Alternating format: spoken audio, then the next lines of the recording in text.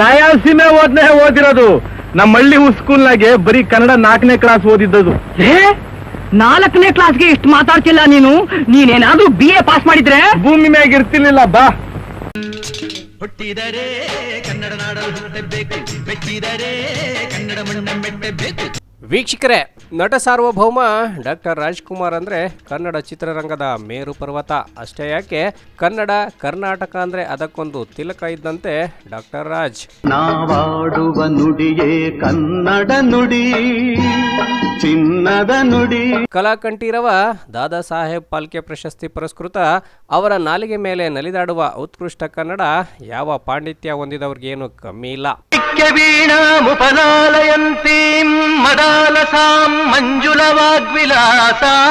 ಕನ್ನಡ ಅಂದ್ರೆ ನನ್ನ ಅನ್ನ ನನ್ನ ಉಸಿರು ಎಂಬಂತೆ ಬದುಕಿ ಚಿತ್ರರಂಗಕ್ಕೆ ಮೇರು ಕಳಶಪ್ರಾಯರಾಗಿದ್ದ ಡಾಕ್ಟರ್ ರಾಜ್ ಬಗ್ಗೆ ಕನ್ನಡಿಗರು ಸೇರಿದಂತೆ ಕರ್ನಾಟಕದ ಜನತೆಗೆ ಎಲ್ಲಿಲ್ಲದ ಅಭಿಮಾನ, ಗೌರವ, ಕಾಳಜಿ. ಇಂತಹ ಕಲಾಕುಸುಮ ಇಹಲೋಕ ತ್ಯಜಿಸಿದಾಗ ಸರ್ಕಾರ ಕೊಡಮಾಡುವ ಸಕಲ ಗೌರವ ನೀಡಿ ಸತ್ಕಾರ ಮಾಡಿ ಅವರ ಸ್ಮಾರಕವನ್ನು ಒಂದು ಐತಿಹಾಸಿಕ ಸ್ಥಳವಾಗಿಸುವ ಕೆಲಸವನ್ನ ಮಾಡಿಬಿಟ್ಟಿದೆ.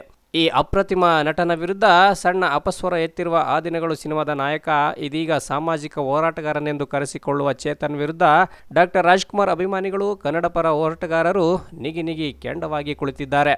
ಅದರಲ್ಲೂ ಒಂದು ಹಂತದಲ್ಲಿ ನಿರ್ಮಾಪಕ ಸಾರಾ ಗೋವಿಂದ್ ಹಲ್ಲೆ ಮಾಡುವ ಮಟ್ಟದಲ್ಲಿ ಚೇತನ್ ಮೇಲೆ ಮುಗಿಬಿದ್ದಿದ್ದು ಆಯಿತು. ಆಗ ಕ್ಷಮೆ ಕೇಳಿದ ಬಳಿಕ ನಟ ಚೇತನ್ ಉಲ್ಟಾ ಹೊಡೆದಿದ್ದು ಆಯಿತು. ಗೌರವ ಕೊಡ್ತಾರೆ? ಯಾರು ಅಂತ ಗೌರವ ಕೊಡ್ತಾರೆ?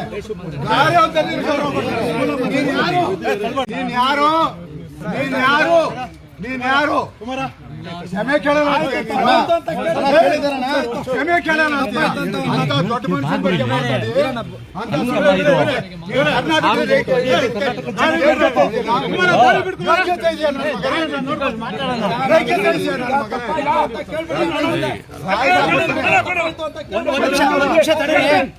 ನಡೆದಿರೋ ವ್ಯಕ್ತಿ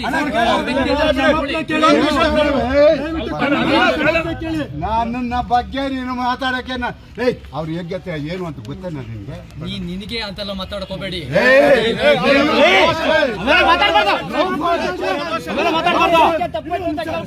ರಾಜ್ಯದ ಜನತೆಗೆ ಕ್ಷಮೆ ಕೇಳಬೇಕು. ರಾಜ್ಯದ ಜನತೆಗೆ ಕ್ಷಮೆ ಕೇಳಬೇಕು. ಹೌದು, ಇಷ್ಟೆಲ್ಲ ಬಂದವ್ರೆ ಅಂತ ಹೇಳ್ತಾರೆ.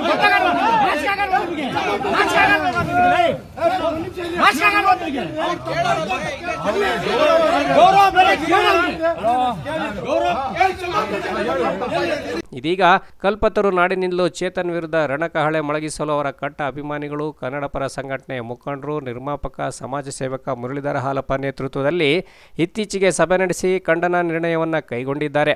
ಅಂದು ಸಭೆ ನಡೆಸಿದ ಅನೇಕ ಮುಖಂಡರುಗಳು ನಟ ಚೇತನ ಹೆಸರೇಳದೆ ತಮ್ಮ ಅಸಮಾಧಾನ ಹೊರಹಾಕಿ ಇಂತಹ ಕುಚೇಷ್ಟೆ ಕುಬುದ್ಧಿಗಳಿಗೆ ಸರ್ಕಾರ ಕಡಿವಾಣ ಹಾಕುವ ನಿಟ್ಟಿನಲ್ಲಿ ಕಠಿಣ ಕ್ರಮ ಅಂದರೆ ಗಡೀಪಾರು ಮಾಡುವಂತೆ ಕ್ರಮವಹಿಸಬೇಕೆಂದು ಆಗ್ರಹಿಸಿ ಒತ್ತಾಯಿಸಿದರು. ವಿಷ್ಣುವರ್ಧನ್, ಶಂಕರ್ ನಾಗ್, ಪುನೀತ್ ರಾಜ್ಕುಮಾರ್ ಅವರು, ಡಾಕ್ಟರ್ ಅಂಬರೀಷ್ ಇವ್ರ ಬಗ್ಗೆ ವ್ಯಕ್ತ ಆಗಿರ್ತಕ್ಕಂಥ ಯಾರೋ ಒಂದಿಬ್ಬರು ಕಪಟಿಗಳು, ವಿಕೃತ ಮನಸ್ಸಿನವರು ಕೊಟ್ಟಿರೋ ಹೇಳಿಕೆ ವಿರುದ್ಧ ಈಗ ಆಂದೋಲನ ಶುರುವಾಗ್ತಾ ಇದೆ. ಸರ್ಕಾರ ತಕ್ಷಣ ಇದಕ್ಕೆ ಕ್ರಮ ತಗೊಂಡು ಯಾರು ಅಂತ ಹೇಳಿಕೆಯನ್ನು ಕೊಟ್ಟಿರೋಂಥರಿದ್ದಾರೆ ಅವರ ಸ್ವಂತ ಅಸ್ತಿತ್ವಕ್ಕೋಸ್ಕರ ಅವರೊಂಚೂರು ಐಡೆಂಟಿಟಿ ಸಿಗಲಿ ಅನ್ನಂತೆ ಹೇಳೋದು ಯಾರಿದ್ದಾರೆ ಅವ್ರನ್ನ ಇಡೀ ರಾಜ್ಯದಿಂದ ನಾಡಿನಿಂದ ಅವ್ರನ್ನ ಗಡೀಪಾರು ಮಾಡಬೇಕು ಅಂಥೇಳಿ ಈಗ ಸಾರ್ವಜನಿಕ ವಲಯದಲ್ಲಿ ಅಭಿಪ್ರಾಯ ವ್ಯಕ್ತ ಆಗ್ತಿದೆ. ಅದರ ಜೊತೆಗೆ ಮುಂದಿನ ಪೀಳಿಗೆಗೆ ಒಂದು ಸ್ಪಷ್ಟವಾದಂಥ ಸಂದೇಶ ಹೋಗಬೇಕು ಅಂತ ಹೇಳಿದರೆ ಪ್ರತಿಯೊಂದು ವಿಶ್ವವಿದ್ಯಾಲಯದಲ್ಲಿ ಡಾಕ್ಟರ್ ರಾಜ್ಕುಮಾರ್ ಅಧ್ಯಯನ ಪೀಠ ಹಾಗೂ ಪ್ರತಿ ಜಿಲ್ಲಾ ಕೇಂದ್ರ, ತಾಲೂಕು ಕೇಂದ್ರಗಳಲ್ಲಿ ಅವ್ರದ್ದೇ ಆದಂಥ ಒಂದು ಪ್ರತಿಮೆ ಆಗಬೇಕು. ನಮ್ಮ ಎಲ್ಲದಕ್ಕೂ ಕನ್ನಡ ಆಡಳಿತ ಭಾಷೆ ಆಗಬೇಕು, ಕನ್ನಡ ನಮ್ಮ ಓದಿನ ಭಾಷೆ ಆಗಬೇಕು ಮಾಧ್ಯಮಗಳಲ್ಲಿ. ಹಾಗೆಯೇ ನಂದಿನಿ ಹಾಲು ಇವತ್ತೇನಾದರೂ ಪ್ರಪಂಚದಾದ್ಯಂತ ಅಂತಾರಾಷ್ಟ್ರೀಯ ಮಾರ್ಕೆಟಲ್ಲಿ ಏನೋ ಚಲಾವಣೆಗೆ ಅಂತ ಕಾರಣ ಡಾಕ್ಟರ್ ರಾಜ್ಕುಮಾರ್ ಅವರು, ಪುನೀತ್ ರಾಜ್ಕುಮಾರ್ ಅವರು. ಇಂಥವರ ಹೇಳಿಕೆ ಖಂಡನೀಯ. ಪ್ರತಿಯೊಂದಕ್ಕೂ ತುಮಕೂರು ಜಿಲ್ಲೆಯಲ್ಲಿ ರಂಗಮಂದಿರಕ್ಕೂ ಡಾಕ್ಟರ್ ರಾಜ್ಕುಮಾರ್ ಬೇಕಾಗಿತ್ತು, ನಮ್ಮ ಸ್ಟೇಡಿಯಂ ಮಾಡೋದಕ್ಕೂ ರಾಜ್ಕುಮಾರ್ ಬೇಕಾಗಿತ್ತು, ಪೊಲೀಸ್ನವರ ಕಲ್ಯಾಣ ನಿಧಿಗೂ ಡಾಕ್ಟರ್ ರಾಜ್ಕುಮಾರ್ ಬೇಕಾಗಿತ್ತು. ಏನಾದರೂ ಸಂಕಷ್ಟ ಬಂದಾಗ, ನಾಡಿಗೆ ಬರಗಾಲ ಬಂದಾಗ, ಜಲಪ್ರವಾಹ ಆದಾಗ ಡಾಕ್ಟರ್ ರಾಜ್ಕುಮಾರ್ ಬೇಕಾಗಿತ್ತು. ಅದನ್ನು ನಾವು ಅತ್ಯಂತ ಕಠೋರವಾಗಿ ಖಂಡನೆ ಮಾಡೋದ್ರ ಮುಖಾಂತರ ಇಲ್ಲಿವರೆಗೂ ಪರಭಾಷೆಯ ಹಾವಳಿನ ನಾವೆಲ್ಲರೂ ಸೇರಿ ಅಡ್ಡ ಹಾಕಿದ್ದೀವಿ, ತಡೆದಿದ್ದೀವಿ.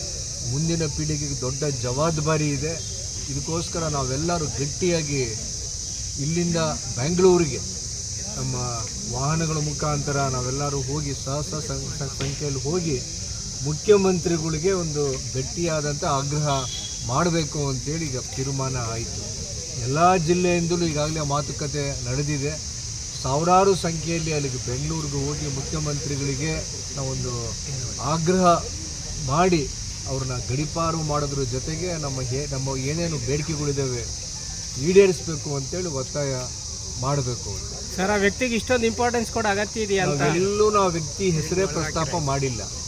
ಯಾರು ಮಾತಾಡಬಾರ್ದು, ಮುಂದಕ್ಕೆ ಅದ್ರ ಬಗ್ಗೆ ಹೇಳಿಕೆಗಳು ಬರಬಾರದು ಅಂತೇಳಿ ಇಲ್ಲಿಗೆ ಒಂದು ಮೂಗ್ದಾರ ಹಾಕಬೇಕು ಅಂತಲೇ ಇವತ್ತಿಲ್ಲಿ ಈ ಸಭೆ ನಾವೆಲ್ಲರೂ ಸೇರಿರೋದು. ಡಾಕ್ಟರ್ ರಾಜ್ ಬಗ್ಗೆ ಇತ್ತೀಚಿನ ತಲೆಮಾರಿನ ಯುವಜನತೆಗೆ ಹೆಚ್ಚಿನ ಮಾಹಿತಿ ತಿಳಿದಿಲ್ಲ. ಹಾಗಾಗಿ ಬದುಕನ್ನ ಕುರಿತ ಅಧ್ಯಯನ ಮಾಡಲು ವಿಶ್ವವಿದ್ಯಾಲಯದಲ್ಲಿ ಅಧ್ಯಯನ ಪೀಠ ಆರಂಭಿಸಬೇಕು, ಗ್ರಾಮೀಣ ಭಾಗದ ಪ್ರತಿ ಊರಲ್ಲಿ ಅವರ ಪ್ರತಿಮೆ ನಿರ್ಮಾಣವಾಗಬೇಕು ಇತ್ಯಾದಿ ಬೇಡಿಕೆ ಹೊತ್ತು ಶೀಘ್ರದಲ್ಲೇ ಮುಖ್ಯಮಂತ್ರಿ ಭೇಟಿ ಮಾಡಲು ಅಂದಿನ ಸಭೆಯಲ್ಲಿ ತೀರ್ಮಾನ ಮಾಡಲಾಗಿದ್ದು, ಕುಹಕಿಗಳಿಗೆ, ಕುಚೇಷ್ಟೆಗಳಿಗೆ, ವಿಕೃತ ಮನಸ್ಸುಗಳಿಗೆ ಕಡಿವಾಣ ಹಾಕಬೇಕೆಂಬ ಒತ್ತಾಯ ಎಲ್ಲರಿಂದಾನೂ ಕೇಳಿಬಂತು. ಹೌದು, ಡಾಕ್ಟರ್ ರಾಜ್ಕುಮಾರ್ ಗೋಕಾಕ್ ಚಳವಳಿ ಸೇರಿದಂತೆ ನಾಡಿನ ಪರ ಅನೇಕ ಜಲ, ನೆಲ, ಭಾಷೆಯ ವಿಷಯಗಳ ಬಗ್ಗೆ ಅಪಸ್ವರಗಳು ಬಂದಾಗ ಮುಂಚೂಣಿ ಹೋರಾಟಗಳಲ್ಲಿ ಭಾಗಿಯಾಗಿರುವ ಇಂತಹ ಮೇರು ವ್ಯಕ್ತಿತ್ವದ ಬಗ್ಗೆ ಮಾತನಾಡಿ ಹೀರೋ ಆಗಬಹುದೆಂಬ ಭ್ರಮೆಯಲ್ಲಿ ಯಾರಾದರೂ ಈ ಥರದ ವರ್ತನೆಗೆ ಇಳಿದರೆ ಅದು ತೂಕದ ಕಲ್ಲಿನ ಮೇಲೆ ನಾಯಿ ಸೂಸು ಮಾಡದಂತೆ ಅಷ್ಟೇ. ಇನ್ನೊಬ್ಬರ ಸಾಧನೆ ಕೆಣಕುವ ಮುನ್ನ ರಾಜ್ಯ, ನೆಲ, ಜಲ, ಭಾಷೆ ವಿಚಾರದಲ್ಲಿ ನಿಮ್ಮ ಕೊಡುಗೆ ಏನು ಅನ್ನೋದನ್ನು ತಾವೇ ಪ್ರಶ್ನೆ ಮಾಡಿಕೊಳ್ಳೋದು ಒಳಿತು. ತೀಟೆಗೋ ಪ್ರಚಾರದ ಗೀಳಿಗೋ ಇಳಿದ್ರೆ ಹೇಳ ಹೆಸರಿಲ್ದಂತೆ ಅಳಿಸಿ ಹೋಗೋದು ಅಂತಹ ಕುಬುದ್ಧಿ ಮಂದಿಗಳಷ್ಟೇ. ಒಬ್ಬ ಮನುಷ್ಯನ ಅವಮಾನ ಮಾಡೋದ್ರಿಂದಾಗ್ಲಿ, ಅವನ ಜೀವನನ ಹಾಳು ಮಾಡೋದ್ರಿಂದಾಗ್ಲಿ ತೃಪ್ತಿ ಸಿಗುತ್ತೆ ಅಂತ ತಿಳ್ಕೊಂಡಿದ್ರೆ ಅದು ಮನುಷ್ಯತ್ವ ಅಲ್ಲ, ರಾಕ್ಷಸತನ. ಒಳ್ಳೆ ಕೆಲಸಕ್ಕೆ 108 ದಾರಿ. ಇತ್ತೀಚೆಗೆ ಸಾಧಕರ ಬದುಕನ್ನು ಕೆಣಕಿ ಪ್ರಚಾರ ಗಿಟ್ಟಿಸಿಕೊಳ್ಳುವ ಕಯಾಲಿ ಕೆಲವರಿಗೆ ಶುರುವಾಗ್ಬಿಟ್ಟಿದೆ. ಇಂತಹ ದರಿದ್ರ ಮನಸ್ಸುಗಳಿಗೆ ಒತ್ತು ಕೊಡಬಾರದು, ಅಂತಹ ಬೆಳವಣಿಗೆಗಳು ಕೂಡ ಮುಂದುವರಿಬಾರದು. ಆ ನಿಟ್ಟಿನಲ್ಲಿ ಸರ್ಕಾರ ಕೂಡ ಕಟ್ಟುನಿಟ್ಟಿನ ಕ್ರಮ ವಹಿಸಲಿ ಅನ್ನೋ ಒತ್ತಾಸೆ ಕೂಡ ಕನ್ನಡಿಗನಾಗಿ ನನ್ನದು ಕೂಡ. ಹುಟ್ಟಿದರೆ ಕನ್ನಡ ನಾಡ ಹುಟ್ಟಬೇಕು, ಮೆಟ್ಟಿದರೆ ಕನ್ನಡ ಮಣ್ಣ ಮೆಟ್ಟಬೇಕು. ರಾಜ್ಕುಮಾರ ಅನ್ನೋಂಥವನು ಅವನು ಸ್ವಂತದಿಂದ ಬಂದವನಲ್ಲ, ಉದ್ಭವ ಮೂರ್ತಿಯಂತೂ ಅಲ್ಲವೇ ಅಲ್ಲ. ರಾಜ್ಕುಮಾರ ಕನ್ನಡದವರ ಸೊತ್ತು.